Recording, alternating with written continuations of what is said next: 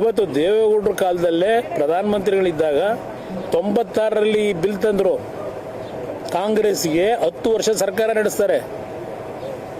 ಆಯ್ತಪ್ಪ, ಬಿಜೆಪಿಯವರು ಮಾಡಲಿಲ್ಲ. ವಾಜಪೇಯಿ ಕಾಲದಲ್ಲಿ 10 ವರ್ಷ ಮನಮೋಹನ್ ಸಿಂಗ್ ನೇತೃತ್ವದಲ್ಲಿ ಮಾಡಿದ್ರಲ್ಲ ನೀವು ಸರ್ಕಾರನ.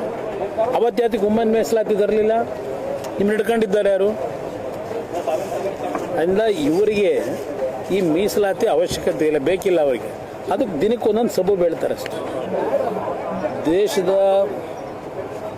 5 ರಾಜ್ಯಗಳಲ್ಲಿ ಅಂದರೆ ಅದರಲ್ಲಿ ಯೂನಿಯನ್ ಟೆರಿಟರಿ ಚುನಾವಣೆಯ ಪ್ರಕ್ರಿಯೆಗಳು ಮುಗಿಯತಕ್ಕಂಥ ಒಂದು ಕೊನೆ ಅಂತ 29ಕ್ಕೆ ಬರ್ತಾ ಇದೆ. ಈ ಚುನಾವಣೆಗಳಲ್ಲಿ ಕೆಲವರ ಅದು ಭಾಳ ಅನುಭವಸ್ಥರು, ತುಂಬ ರಾಜಕಾರಣದಲ್ಲಿ ಹಿರಿತನದಿಂದ ಬಂದಂಥವರು ಬಳಸಿರ್ತಕ್ಕಂಥ ಪದ ಬಳಕೆಗಳನ್ನು ನೋಡಿದಾಗ ನಾವು ಎಲ್ಲಿ ಹೋಗ್ತಾ ಇದ್ದೇವೆ, ಮುಂದಿನ ಯುವ ಜನಾಂಗಕ್ಕೆ ಯಾವೊಂದು ರೀತಿಯ ಮಾದರಿಯಾಗಿ ನಾಯಕರುಗಳು ದಾರಿ ತೋರಿಸ್ತಾರೆ ಅಂತಕ್ಕಂಥದ್ದು ಇವತ್ತು ಭಾಳ ಗಂಭೀರವಾಗಿ ನಾವು ಯೋಚನೆ ಮಾಡಬೇಕಾಗಿದೆ. ಕಾಂಗ್ರೆಸ್ನ ರಾಷ್ಟ್ರೀಯ ಅಧ್ಯಕ್ಷರು ಕರ್ನಾಟಕದವರೇ. ಅವರು ಮೊನ್ನೆ ತಮಿಳುನಾಡಿನಲ್ಲಿ ದೇಶದ ಗೌರವಾನ್ವಿತ ಪ್ರಧಾನಮಂತ್ರಿಗಳನ್ನು ಬಳಸಿರ್ತಕ್ಕಂಥ ಪದ ನೋಡಿದ್ರೆ ಅವರ ಮನಸ್ಸಿನಲ್ಲಿ ಯಾವ ರೀತಿಯ ಭಾವನೆಗಳನ್ನು ಇಟ್ಕೊಂಡಿದ್ದಾರೆ. ಅವತ್ತು ದೇಶದ ಗೌರವಾನ್ವಿತ ಪ್ರಧಾನಮಂತ್ರಿಗಳನ್ನು ಟೆರರಿಸ್ಟ್ ಅಂತಕ್ಕಂಥ ಪದ ಉಪಯೋಗ ಮಾಡ್ತಾರೆ ಅಂದರೆ ಎಷ್ಟು ಉದ್ದಟ ಇರ್ಬೋದು. ಇವತ್ತು ಈ ಚುನಾವಣೆಗಳಲ್ಲಿ ನನಗೆ ಒಂದು ರೀತಿಯ ನಿರಾಸೆ ಆದಂಥದ್ದು, ಅಭಿವೃದ್ಧಿಯ ಹೆಸರಿನಲ್ಲಿ ಯಾರೂ ಮತ ಕೇಳಲಿಲ್ಲ. ಅವರು ಈ ದೇಶಕ್ಕೆ ಕೊಟ್ಟಂಥ ಕೊಡುಗೆಗಳ ಬಗ್ಗೆ ಮತ ಕೇಳಲಿಲ್ಲ. ಅವರು ಮತ ಕೇಳಿರ್ತಕ್ಕಂಥದ್ದು ಇವತ್ತು ದೇಶಕ್ಕೆ ನಾವು ಏನು ಕೊಡ್ತೀವಿ ಅನ್ನೋದಕ್ಕಿಂತ ಹೆಚ್ಚಾಗಿ ಒಂದು ಕಡೆ ಒಂದು ಫ್ರೀ ಬಿ ಅಂತಕ್ಕಂಥದ್ದೇನಿದೆ, ಇದು ಕಾಂಪಿಟೇಷನ್ ಎಲ್ಲರಿಗೂ. ಅವನು ಇದು ಕೊಟ್ಟರೆ ನಾನು ಇದು ಕೊಡ್ತೀನಿ, ಅವನು ಅದು ಕೊಟ್ಟರೆ ಇದು ಕೊಡ್ತೀವಿ. ಇದು ಎಲ್ಲಿ ಹೋಗ್ತೀವಿ ಅಂತಕ್ಕಂಥದ್ದು ಯೋಚನೆ ಮಾಡಿದಾಗ ಸ್ವಲ್ಪ ಆಘಾತ ತರ್ತಕ್ಕಂಥ ವಿಷಯವೇ ಇದು. ಇವತ್ತು ಹಿಮಾಚಲ ಪ್ರದೇಶದಲ್ಲಿ ಚೀಫ್ ಸೆಕ್ರೆಟರಿಗೆ ಸಂಬಳ ಇವತ್ತು ಕಟ್ ಮಾಡ್ತಾರೆ, ಕಡಿತಗೊಳಿಸಿದ್ದಾರೆ. ನಮ್ಮ ರಾಜ್ಯದಲ್ಲೂ ಪತ್ರಿಕೆಗಳು ನೋಡಿದ್ರೆ ಕಳೆದ ಮಾರ್ಚ್ ತಿಂಗಳು ಸಂಬಳ ಇನ್ನೂ ಆಗಿಲ್ಲ ಅಂತೇಳಿ ಹಲವಾರು ಕಡೆ ಅದಕ್ಕೇನೋ ಟೆಕ್ನಿಕಲ್ ಪ್ರಾಬ್ಲಮ್ಮು ಅಂತ ಏನೋ ಒಂದು ಸಬೂಬು ಕೊಡ್ತಿದ್ದಾರೆ. ನನಗೆ ಈ ರಾಜ್ಯದಲ್ಲಿ ಇವತ್ತಿನ ಸರ್ಕಾರ ಯಾವ ರೀತಿಯಲ್ಲಿ ಜನಸಾಮಾನ್ಯರ ಬದುಕು ಸರಿಪಡಿಸೋದಿರಲಿ, ಜನಸಾಮಾನ್ಯರ ಜೊತೆ ಚೆಲ್ಲಾಟ ಇದೆಯಲ್ಲ ಇವ್ರದ್ದು, ಅವ್ರ ಜೀವನದ ಜೊತೆ ಅವ್ರು ತಿಳ್ಕೊಂಡಿದ್ದಾರೆ. ನಾವು ಮುಂದೆ 2028ಕ್ಕೂ ಮತ್ತೆ ನಾವೇ ಅಧಿಕಾರಿಗೆ ಬರ್ತೀವಿ ಅಂತಕ್ಕಂತ ಹೇಳ್ತಾರೆ. ಹಿಂದೆನೂ ಹಲವಾರು ಬಾರಿ ಈ ರೀತಿ ಅಧಿಕಾರ ನಡೆಸಿದಂಥವ್ರು ಹೇಳಿಕೆಗಳ ರೀತಿ ಕೊಟ್ಟಂಥದ್ದನ್ನು ಬಹುಶಃ ನಾಡಿನ ಜನತೆನೂ ಗಮನಿಸಿದ್ದಾರೆ. ನಾನು ಹೇಳೋದಿರಲಿ, ಕೊನೆಗೆ ಚುನಾವಣೆಗಳಾದಾಗ ಏನಾಗಿದ್ದಾರೆ ಇದು ನಮ್ಮ ಮುಂದೆ ಇರತಕ್ಕಂಥದ್ದು.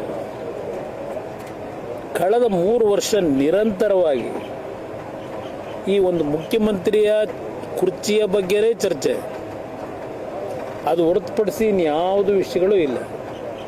ಇವತ್ತಿಗಾಗಲೇ ಹಲವಾರು ಗ್ರಾಮಗಳಲ್ಲಿ ಕುಡಿಯೋ ನೀರಿನ ಸಮಸ್ಯೆ ಮಾಧ್ಯಮಗಳು ತೋರಿಸ್ತಾ ಇದ್ದೀರಿ. ಆ ಊರುಗಳಲ್ಲಿ ಬಿಂದಿಗೆಗಳು ಇಟ್ಕೊಂಡು ಖಾಲಿ ಬಿಂದಿಗೆನ ನೀರನ್ನು ಹುಡುಕೊಂಡು ಅಲಿತಾ ಇರ್ತಕ್ಕಂಥ ಪರಿಸ್ಥಿತಿಗಳನ್ನು ಇಡೀ ರಾಜ್ಯದ ಹಲವಾರು ಭಾಗದಲ್ಲಿ ಕಾಡ್ತಾ ಇದ್ದೇವೆ ನಾವು. ಅದರ ಬಗ್ಗೆ ಒಬ್ಬ ಮಂತ್ರಿ ಈ ಒಂದು ಕುಡಿಯೋ ನೀರಿನ ಸಮಸ್ಯೆ ಬಗೆಹರಿಸ್ತೀವಿ ಅಂತಕ್ಕಂಥದ್ದು ಒಂದು ಜನತೆಗೆ ಮಾಹಿತಿಯನ್ನು ಕೊಡಬೇಕು. ಇವತ್ತವರು ಕೊಟ್ಟಿದ್ದು ನೋಡಲಿಲ್ಲ ಯಾವ ಜಿಲ್ಲಾ ಮಂತ್ರಿಗಳು. ಇವತ್ತು ಹಲವಾರು ಸಮಸ್ಯೆಗಳನ್ನು ಎದುರಿಸ್ತಾ ಇದ್ದಾರೆ. ಆದರೆ ಇವರು ಯಾರಿಗೂ ಆ ಸಮಸ್ಯೆಗಳ ಪರಿಹಾರ ತಂದುಕೊಡಬೇಕು ಅಂತಕ್ಕಂಥ ಜವಾಬ್ದಾರಿಯನ್ನು ನಿರ್ವಹಿಸಬೇಕು. ಅದರ ಬಗ್ಗೆ ಇವರಿಗೆ ಯಾವುದೇ ರೀತಿಯ ಕಮಿಟ್ಮೆಂಟ್ ಇಲ್ಲ ಅನ್ನೋದು ನನ್ನ ಅಭಿಪ್ರಾಯ.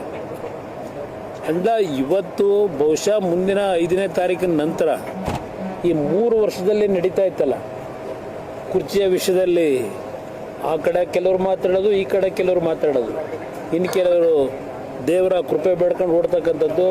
ಈಗ ಅದೇನೋ ಮಾಟ ಮಂತ್ರದ ಬೇರೆ ಪ್ರಾರಂಭ ಆಗಿದೆ. ಮಾಟ ಮಂತ್ರದ ಬಗ್ಗೆ ಅವ್ರ ಪಕ್ಷದಲ್ಲೇ ಚರ್ಚೆ. ಮಾಟ ಮಂತ್ರದ ಬಗ್ಗೆ ಬೇರೆ ಪಕ್ಷದಲ್ಲಿ ಮಾತಾಡೋದಿರಲಿಲ್ಲ. ಯಾರೊಬ್ಬ ಅವರ ಪಕ್ಷದಲ್ಲಿರ್ತಕ್ಕಂಥ ಶಾಸಕರೇ ಇವತ್ತು ಅದೇನೋ ಮುಖ್ಯಮಂತ್ರಿಗಳಿಗೆ ಮೇಲೆ ಮಾಟ ಮಂತ್ರ ಮಾಡಿಸಿದ್ದಾರೆ ಅಂತಕ್ಕಂಥದ್ದು ನಾವು ಉತ್ತರಗಳು ಅವರೇ ಏನು ಕೊಡ್ತಾ ಇದ್ದಾರೆ. ಇವೆಲ್ಲ ನೋಡಿದ್ರೆ ಭಾಳ ಹುಡುಗಾಟಿಕೆಯ ರಾಜಕಾರಣ ಈ ರಾಜ್ಯದಲ್ಲಿ ನಡೀತಾ ಇದೆ ನನ್ನ ಅಭಿಪ್ರಾಯ.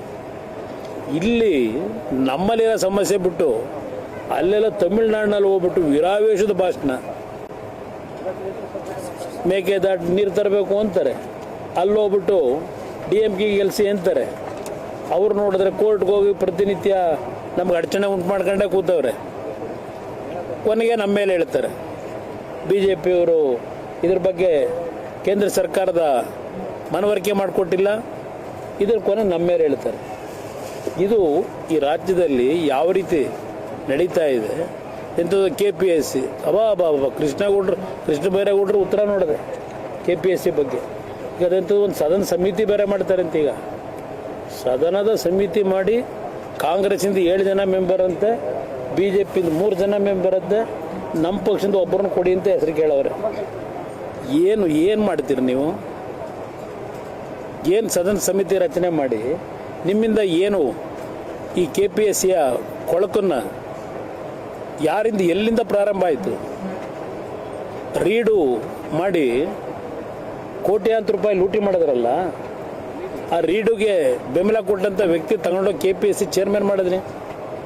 ಬೀದಿ ಚರ್ಚೆ ಆಯಿತು. 1 ಕೋಟಿ ಉದ್ಯೋಗಕ್ಕೆ, ಅಸಿಸ್ಟೆಂಟ್ ಕಮಿಷನರ್ ಪೋಸ್ಟ್ಗೆ ಎಲ್ಲರ ತಲೂ ತಗೊಂಡ್ರು. ಕೆಲಸ ಆದಮೇಲೆ ಕೆಲಸ ಆದ ನಂತರ ದುಡ್ಡು ಕೆಲಸ ಆಗದೆ ಇದ್ದೇನೆ ಮತ್ತೆ ಕೊಡತಕ್ಕಂಥದ್ದು ಎಲ್ಲ ವ್ಯವಸ್ಥೆ ಶುರುವಾಯಿತು. ಆಮೇಲೆ 18 ಜನ ನೀವು KPSC ಮೆಂಬರ್ ಮಾಡಿ ಆ ಸಂಸ್ಥೆ ಉಳಿಸ್ತೀರಾ? ಸದನ ಸಮಿತಿಯವ್ರು ಏನು ರಿಪೋರ್ಟ್ ಕೊಡ್ತಾರೆ? ಈಗ ಹಿಂದೆ 2011ರಲ್ಲಿ ಯಾವೊಂದು ಆ ಬ್ಯಾಚ್ನ 370 ವಿದ್ಯಾರ್ಥಿಗಳ ಬದುಕಿನ ಜೊತೆ ಚೆಲ್ಲಾಟ ಆಡಿದ್ದು ಇದೇ ಮುಖ್ಯಮಂತ್ರಿ. ಅಲ್ಲಿಂದ ನಡೀತಾ ಇರ್ತಕ್ಕಂಥದ್ದು. ಯಾವುದೋ ಒಂದು ಹೆಣ್ಣು ಮಗಳಿಗೆ ಉದ್ಯೋಗ ಕೊಡಿಸ್ಬೇಕು ಅಂತ ಹೇಳಿ 370 ಯುವಕರ ಮಕ್ಕಳ ಜೊತೆನಲ್ಲಿ ಹೆಣ್ಮಕ್ಳು ಇದ್ರು. ಅದರಲ್ಲಿ ಅವ್ರ ಜೊತೆ ಚೆಲ್ಲಾಟ ಆಡಿದ್ರು. ಒಬ್ಬ ಕಣ್ಣು ಕಾಣದೇ ಇರತಕ್ಕಂಥವನು ತಹಶೀಲ್ದಾರ್ ಆಗಿ ಎಲೆಕ್ಟ್ ಆಗಿದ್ದ. ಕೊನೆಗೆ ಅವನು ಮತ್ತೆ ಎಕ್ಸಾಮ್ ಬರೆದು ವೆಸ್ಟ್ ಬೆಂಗಾಲ್ ಇದನೀಗ IAS ಬರೆದು ಎಕ್ಸಾಮ್ ಪಾಸ್ ಮಾಡಿ ಇವರು ಕೊಟ್ಟಿದ್ದು ಉಡುಗೊರೆ. ಅವತ್ತು ಅದೇನೋ ಚೋಟಾ ಕಮಿಟಿ ರಿಪೋರ್ಟ್ನ ಇಂಪ್ಲಿಮೆಂಟ್ ಮಾಡ್ತೀವಿ. ಎಷ್ಟು ವರ್ಷ ಆಯಿತು ಇವರು ಅಧಿಕಾರಿಗೆ ಬಂದು?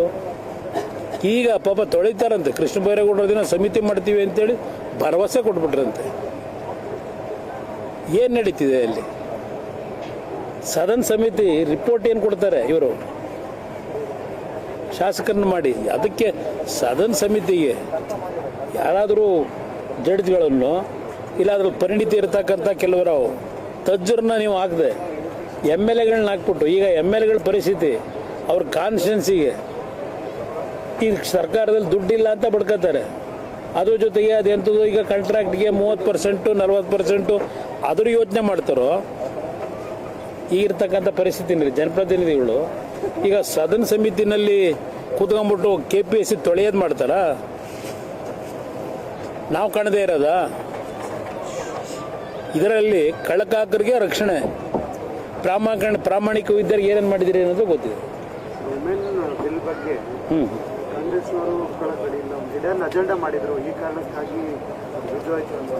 ಈಗ ಬ್ರದರ್, ಇಡನ್ ಅಜೆಂಡಾ ಅಂತ ಯಾಕೆ ಅನ್ಕೋತೀರಿ? ಈಗ ಡಿಲಿಮಿಟೇಷನ್ ಆಗಲೇಬೇಕು. ಇವತ್ತೆಲ್ಲ ನಾಳೆ ಡಿಲಿಮಿಟೇಷನ್ ಆಗಬೇಕಲ್ಲ. ಇದೇನು ಹೊಸ್ದಾಗಿರೋದಲ್ವಲ್ಲ. 4ನೇ ಬಾರಿನೋ 5ನೇ ಬಾರಿನೋ ಈಗಾಗಲೇ ಆಗಿದೆ ಡಿಲಿಮಿಟೇಷನ್ನು. 2002ರಲ್ಲಿ ಆದಂಥದ್ದು ಈಗ ಮತ್ತೆ ಮಾಡಲೇಬೇಕಲ್ಲ. ಡಿಲಿಮಿಟೇಷನ್ದು ಇವತ್ತು ಪಾರ್ಲಿಮೆಂಟ್ನಲ್ಲಿ ಇಟ್ಟು ಅಪ್ರೂವಲ್ ತಗೋಬೇಕಲ್ಲ. ಡಿಲಿಮಿಟೇಷನ್ನಲ್ಲಿ ಇರ್ತಕ್ಕಂಥದ್ದು ಒಬ್ಬರು ರಿಟೈರ್ಡ್ ಜಡ್ಜ್ನೇ ಆಗ್ತಾರೆ ಅದಕ್ಕೆ ಕಮಿಷನ್ ಚೇರ್ಮನ್ ಆಗಿ. ಇಲ್ಲಿ ಅವ್ರು ಹೇಳ್ತಕ್ಕಂಥ ಪ್ರಶ್ನೆ ನಮಗೆ ದಕ್ಷಿಣ ಭಾರತಕ್ಕೆ ಭಾಳ ಅನ್ಯಾಯ ಆಗಿದೆ ಅಂತೇಳಿ. ಯಾವ ಥರ ಅನ್ಯಾಯ ಆಗಿದೆ? ಎಲ್ಲ ಲೋಕಸಭೆ ಅಧಿವೇಶನದಲ್ಲಿ ಗೃಹ ಸಚಿವರು ಯಾವ ರಾಜ್ಯಕ್ಕೆ ಎಷ್ಟೆಷ್ಟು ಪ್ರಮಾಣದಲ್ಲಿ ಏರಿಕೆ ಆಗ್ತದೆ ಸ್ಥಾನ ಕಮಿಟ್ ಆದರು. ಒಬ್ಬ ಹೋಮ್ ಮಿನಿಸ್ಟ್ರು ಲೋಕಸಭೆಯಲ್ಲಿ ಇಂತಿಂಥ ರಾಜ್ಯಕ್ಕೆ ಈ ರೀತಿ ಆಗ್ತದೆ ಅನ್ಯಾಯ ಆಗಲ್ಲ ಅಂತಕ್ಕಂಥದ್ದನ್ನು ಲೋಕಸಭೆಯಲ್ಲಿ ಇಡೋದಾದರೆ ಈಗ ಹಕ್ಕುಚ್ಯುತಿ ಆಗಲ್ವಾ? ಹೆಚ್ಚು ಕಡಿಮೆ ಮಾಡಿದ್ರೆ ಲೋಕಸಭೆಯಲ್ಲಿ ಏನಾದರೂ ಆ ರೀತಿ ದಾರಿ ತಪ್ಪಿದ್ರೆ ಇದು ಕಾಂಗ್ರೆಸ್ಗೆ ಸುಮ್ಮನೆ ಕಾಂಗ್ರೆಸ್ಗಿಂತ ಹೆಚ್ಚಾಗಿ DMK ಅವ್ರಿಗೆ ಒಂದು ಚುನಾವಣೆಗೆ ಒಂದು ಇಶ್ಯೂ ಬೇಕಿತ್ತು ಅವ್ರಿಗೆ. ಅದಕ್ಕೆ ಇವರೆಲ್ಲ ಕೈ ಜೋಡಿಸಿದ್ರು ಅಷ್ಟೇ. ಇವತ್ತು ಕರ್ನಾಟಕಕ್ಕೆ 28 ಸ್ಥಾನ ಇದ್ದಿದ್ದು 42 ಸ್ಥಾನ ಆಗ್ತದೆ ಅಂತಕ್ಕಂಥವ್ರು ಹೇಳ್ತಾರೆ. ಈಗ 2001ರ ಜಾತಿ ಗಣತಿ ತಗೊಂಡಾಗ ನಿಮಗೆ 42 ಸ್ಥಾನ ಸಿಗುತ್ತೆ. ಈಗ ನೀವು ಹೇಳ್ದಂಗೆ 2022 ಜನಗಣತಿ ತಗೊಂಡ್ರೆ ಕರ್ನಾಟಕಕ್ಕೆ ಏನಾಗುತ್ತೆ ಅನ್ನೋದನ್ನ ಯೋಚನೆ ಮಾಡಿದ್ದೀರಾ? ಸ್ಥಾನ ಕಡಿಮೆ ಆಗ್ತದೆ. ಆಗೇನು ಮಾಡ್ತೀನಿ? ಇದು ಇರ್ತಕ್ಕಂಥ ವಾಸ್ತವಾಂಶ. ಅವರಿಗೆ ಇದು ಯಾವುದು ಅನುಷ್ಠಾನಕ್ಕೆ ಬರೋದು ಅವಶ್ಯಕತೆ ಇಲ್ಲ. ಕಾಂಗ್ರೆಸ್ ಹೇಳ್ತಾರೆ ನಾವೇ ಎಲ್ಲ ಮೀಸಲಾತಿ ತಂದು ಅಂತೇಳಿ, ಕಾಂಗ್ರೆಸ್ಸೇ ತಂದಿರೋದು ಅಂತೇಳಿ. ರಾಜೀವ್ ಗಾಂಧಿ ಇದ್ದಾಗ ನಿಮಗೆ ಅದು ಅಮೆಂಡ್ಮೆಂಟ್ 73, 74 ತಂದಿರ್ಬೋದು. ಈ ಕರ್ನಾಟಕದಲ್ಲೇ ಗೆಜೆಟ್ ನೋಟಿಫಿಕೇಶನ್ ಆಗಿದ್ದು ಸ್ಥಳೀಯ ಸಂಸ್ಥೆ ಚುನಾವಣೆಗಳಿಗೆ ಮೀಸಲಾತಿಯ ವ್ಯವಸ್ಥೆಯ ಗೆಜೆಟ್ ನೋಟಿಫಿಕೇಶನ್ನು ದೇವೇಗೌಡರು ಮುಖ್ಯಮಂತ್ರಿ ಇದ್ದಾಗ ಆಗಿರ್ತಕ್ಕಂಥದ್ದು. ಅವ್ರು ಮಾಡಿದ್ದಲ್ಲ. ಇವತ್ತು ದೇವೇಗೌಡರ ಕಾಲದಲ್ಲೇ ಪ್ರಧಾನಮಂತ್ರಿಗಳಿದ್ದಾಗ 96ರಲ್ಲಿ ಈ ಬಿಲ್ ತಂದರು. ಕಾಂಗ್ರೆಸ್ಗೆ 10 ವರ್ಷ ಸರ್ಕಾರ ನಡೆಸ್ತಾರೆ. ಆಯ್ತಪ್ಪ, BJಪಿಯವ್ರು ಮಾಡಲಿಲ್ಲ ವಾಜಪೇಯಿ ಕಾಲದಲ್ಲಿ. 10 ವರ್ಷ ಮನಮೋಹನ್ ಸಿಂಗ್ ನೇತೃತ್ವದವ್ರು ಮಾಡಿದ್ರಲ್ಲ ನೀವು ಸರ್ಕಾರನ. ಅವತ್ಯಾತಿಗೆ ವುಮೆನ್ ಮೀಸಲಾತಿ ತರಲಿಲ್ಲ. ನಿಮ್ಮನ್ನ ಹಿಡ್ಕೊಂಡಿದ್ದಾರೆ ಯಾರು? ಅಂದ ಇವರಿಗೆ ಈ ಮೀಸಲಾತಿ ಅವಶ್ಯಕತೆ ಇಲ್ಲ, ಬೇಕಿಲ್ಲ ಅವರಿಗೆ. ಅದಕ್ಕೆ ದಿನಕ್ಕೆ ಒಂದೊಂದು ಸಬು ಬೆಳ್ತಾರೆ ಅಷ್ಟೇ. ಸರ್, ಈಗ ಉಪಚುನಾವಣೆ ಆದಮೇಲೆ ಕಾಂಗ್ರೆಸ್ ಅಲ್ಲಿ ಒಂದು ಬೆಳವಣಿಗೆ ಆಗಿದೆ ಸರ್. ಅಷ್ಟು ಅಲ್ಪಸಂಖ್ಯಾತ ನಾಯಕರು ದೂರ ಆಗಿದ್ದಾರೆ. ಮತ್ತೊಂದೆಡೆ ನಿಮ್ಮ ಪಕ್ಷಕ್ಕೆ ಈಗ ಜಮೀರ್ ಅಹಮದ್ ಅವ್ರು ಬರ್ತಾರೆ, ನೋಡಿ ಕೂತು ಹೋಗಲ್ಲ ಅಂತಾರೆ. ಅದು ಯಾವುದನ್ನು ಸೀರಿಯಸ್ ತಗೋಬೇಡಿ. ನಮ್ಮ ಪಕ್ಷದಲ್ಲಿ ಅಧಿಕಾರಕ್ಕೋಸ್ಕರವಾಗಿ ಅಂಥ ಕ್ಯಾಟಗರಿ ಜನಗಳನ್ನು ತಗೊಳ್ಬೇಕಾದ ಅವಶ್ಯಕತೆ ಇಲ್ಲ. ನಮಗೆಲ್ಲ ಅದರ ಅನುಭವಗಳಾಗಿದೆ. ಯಾವುದೇ ಕಾರಣಕ್ಕೂ ಆ ಸಬ್ಜೆಕ್ಟ್ನೇ ರೈಸ್ ಮಾಡಬೇಡಿ ನನ್ನ ಹತ್ರ. ಅದರ ಅವಶ್ಯಕತೆನೂ ಇಲ್ಲ. ನಮಗೆ ಅನುಭವಿಸಿದ್ದೀನಿ.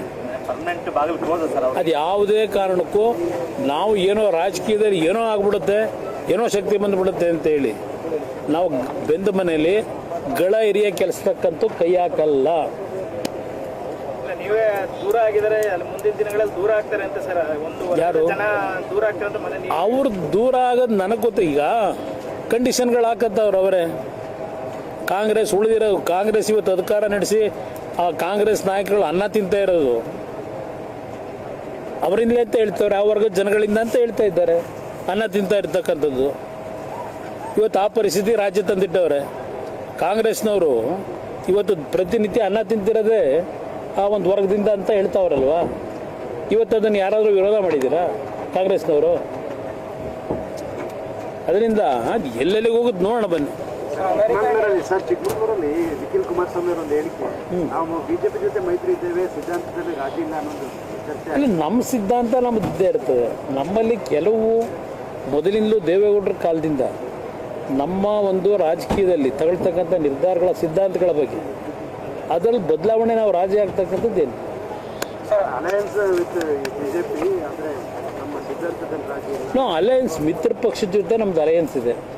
ಸಿದ್ಧಾಂತಗಳ ವಿಷಯ ಬಂದಾಗ ಕೆಲವು ವಿಷಯದಲ್ಲಿ ಡಿಫರ್ ಇರ್ಬೋದು, ಅದನ್ನು ಅವ್ರು ಹೇಳಿರ್ಬೇಕು ಅಷ್ಟೇ. ಸರ್, ಈಗ ನಿಮ್ಮ ರಾಜ್ಯ ರಾಜಕಾರಣ ಬರೋಂಥದ್ದು ಬಹಳಷ್ಟು ಚರ್ಚೆ ಆಗ್ತಿದೆ ಸರ್. ಎಲ್ಲೋದ್ರೂ ಮುಖ್ಯಮಂತ್ರಿ ನಾನು ಮುಖ್ಯಮಂತ್ರಿ ವಿಷಯದಲ್ಲಿ ಯಾವುದೇ ರೀತಿಯಲ್ಲಿ ಚರ್ಚೆ ನಾನಂತೂ ಮಾಡಿಲ್ಲ, ಮಾಡೋದೂ ಇಲ್ಲ.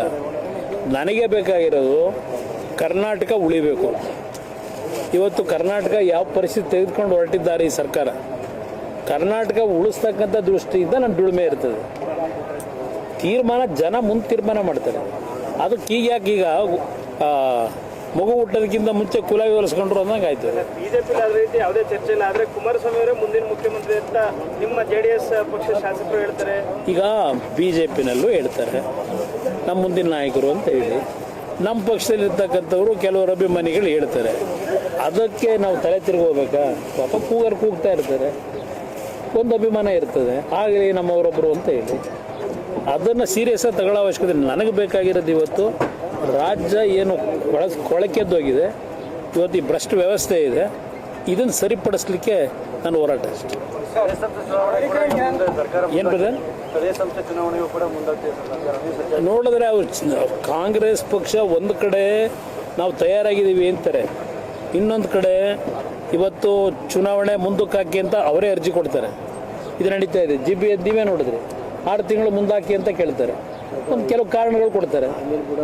ಅದರಿಂದ ಅವರು ಚುನಾವಣೆ ನಡೆಸಲಿಕ್ಕೆ ಅವರಲ್ಲಿ ಒಳಗಡೆ ಆತ್ಮವಿಶ್ವಾಸ ಇಲ್ಲ ಅನ್ನೋದು ನನ್ನ ಅಭಿಪ್ರಾಯ.